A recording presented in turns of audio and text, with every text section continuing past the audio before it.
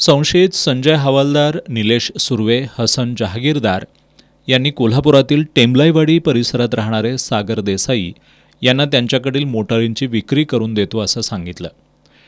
त्यानुसार देसाई यांनी या तिघांवर विश्वास ठेवत एप्रिल 2024 ते मे 2024 या कालावधीत त्यांच्याकडं 3 आलिशान मोटारी विक्रीसाठी दिल्या. या तिघांनी इतर काही साथीदारांच्या मदतीनं या मोटारींची बनावट कागदपत्र तयार करून परस्पर विक्री केली. यामध्ये देसाई यांची 59,70,000 रुपयांची फसवणूक झाली आहे अशी तक्रार त्यांनी शाहूपुरी पोलीस ठाण्यात दाखल केली होती.